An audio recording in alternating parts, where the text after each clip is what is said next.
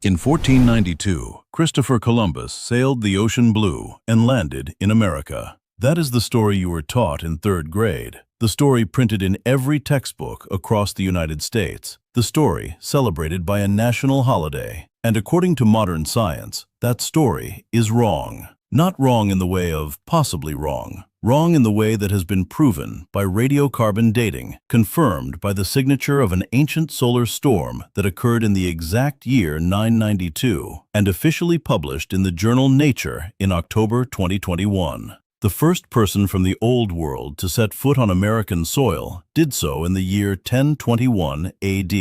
That is 471 years before Columbus ever left the port of Spain. Before we go any further, I want you to drop a comment right now. Did your school ever teach you this? Type yes if you already knew, and type no if this is the first time you are hearing it. I am willing to bet that 9 out of 10 of you are about to type no, and I want to find out if I am right. For as long as anyone can remember, American school children have been taught the same story. Christopher Columbus, sailing under the Spanish crown in 1492, crossed the Atlantic Ocean and arrived in the Bahamas on October 12th. He planted a flag, he claimed the land, and just like that, according to the textbooks, America was discovered. But here is a detail that rarely makes it into those same textbooks. Columbus himself never actually knew where he was. Until the day he died in 1506, he genuinely believed he had reached Asia. He called the people he encountered Indians because he thought he had landed near India. The man celebrated for discovering America did not even know America existed. Now here is where it gets interesting. This video is not a conspiracy theory. It is not speculation. Everything you are about to hear is backed by peer-reviewed science published in some of the most respected journals in the world. What we are doing today is simply asking the question that mainstream history has been slow to answer.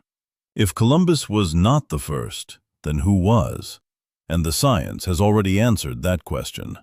The answer is just not in your textbook yet. 3A. L'Anse aux Meadows, the site that changed everything.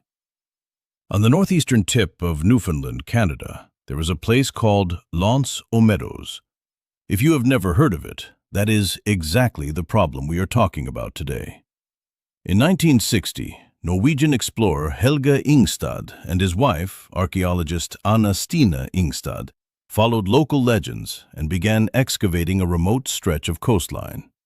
What they found beneath the soil was extraordinary.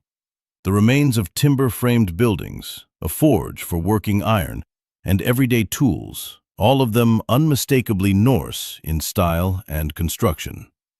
This was not a rumor. This was not an ancient myth. This was physical evidence of a European settlement on North American soil, sitting there in the ground, waiting to be found. In 1978, UNESCO designated L'Anse aux Meadows a World Heritage Site, officially recognizing it as the earliest known European presence in the Americas. Initial radiocarbon dating placed the settlement at approximately 1000 AD, give or take several decades. That alone put it nearly 500 years ahead of Columbus. But radiocarbon dating has a margin of error. Scientists needed something more precise, and in 2021, they found it. 3B, the solar storm that proved everything. In October 2021, a team of researchers led by Dr. Margot Quietems at the University of Groningen in the Netherlands published a landmark study in the journal Nature. Their method was unlike anything previously used in archaeological dating, and the results were exact to a single year. Here is how it worked. In the year 992 AD, the sun released an enormous burst of energy known as a solar particle event. This event left a permanent chemical signature inside the rings of trees growing anywhere on Earth at that time. Scientists call these events Miyake events, named after Japanese physicist Fusa Miyake, who first identified them. Because these solar signatures appear in the same calendar year across every tree on the planet, they function as an absolute timestamp in the natural record.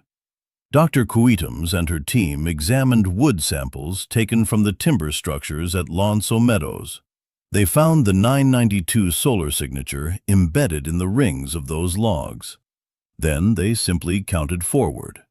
The wood had been cut exactly 29 years after that solar event.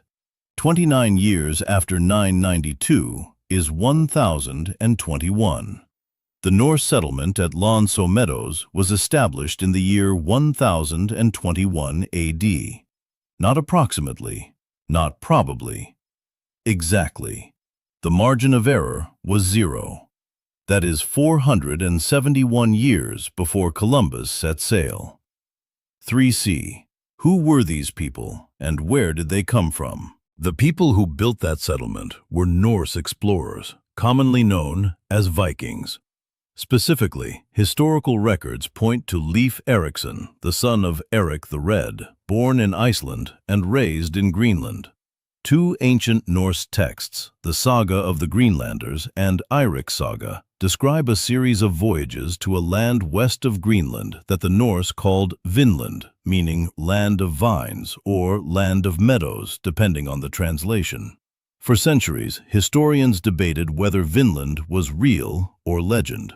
Meadows ended that debate permanently. The archaeological evidence tells us the settlement was not a casual stopover. The site contained the remains of at least 8 buildings, an iron smelting furnace, a carpentry workshop, and enough living space to support between 70 and 90 people. These were people who came prepared to stay. They brought tools for manufacturing. They brought the knowledge to work metal, something no indigenous population in that region was doing at the time, which is precisely how archaeologists can confirm the Norse origin of the site. 3D. Why did they leave?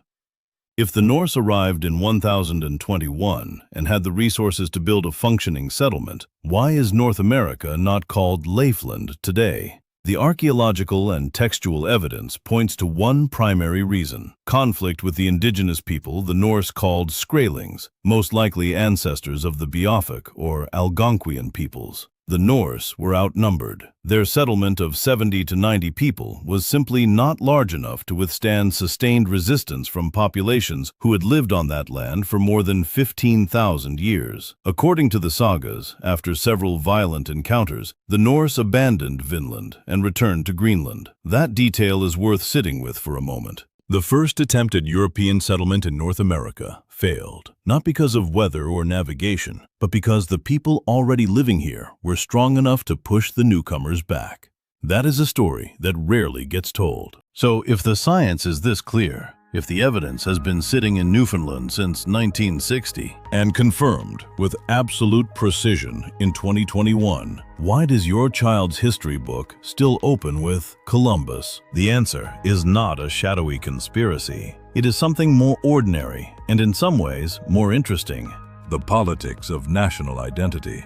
Columbus Day became a federal holiday in the United States in 1937, largely through the advocacy of Italian-American communities who had adopted Columbus as a symbol of their own heritage and contributions to American society. The holiday was never purely about history. It was about belonging, about recognition, about saying that someone who looked like us and came from where we came from helped build this country. The Norse were not the only people navigating vast stretches of ocean long before Europeans claimed to have discovered anything. In 2020, a separate study published in Nature used ancient DNA analysis to confirm that indigenous people from South America made contact with Polynesian islanders around the year 1200 AD. Researchers found clear South American genetic markers in the DNA of people from Rapa Nui, also known as Easter Island, located more than 2,000 miles off the coast of Chile. The sweet potato, a plant native to South America, had already spread across Polynesia centuries before any European ship arrived in the Pacific. Someone crossed that ocean. The DNA tells us who. Some researchers have proposed that Chinese explorer Zheng He may have reached the Americas during his massive naval expeditions in the early 1400s. Part 2, coming soon. Here is what I think matters most about this story, and it goes beyond the question of who arrived first. The fact that a team of scientists in 2021 could take a piece of wood from an 800-year-old structure, match a chemical ring inside it to a known solar event. From 992, count forward 29 rings, and arrive at an exact year with zero margin of error, is genuinely one of the most remarkable things about living in this era of science. We have tools today that can reach back through time with a precision that would have seemed like magic to any previous generation of historians. And what those tools are revealing consistently is that the world was more connected earlier than we assumed. People were bolder, more capable, and more adventurous than the textbooks gave them credit for. The Norse were crossing the North Atlantic in open wooden boats in the 1000s. Polynesians were navigating the largest ocean on Earth by reading stars and wave patterns. So here is where we land.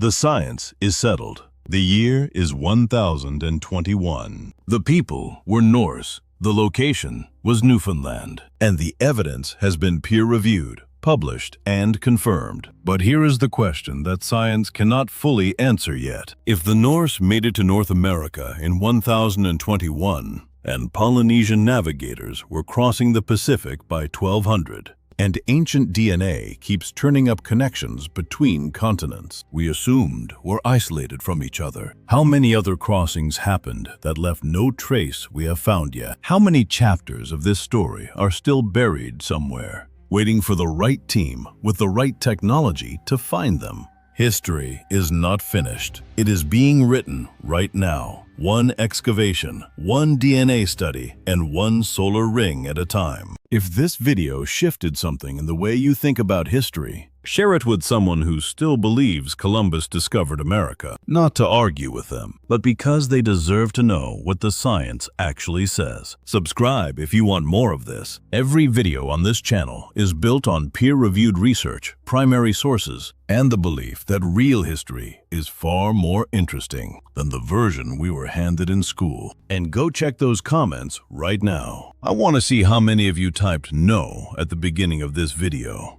because that number is going to tell us something important about how far we still have to go.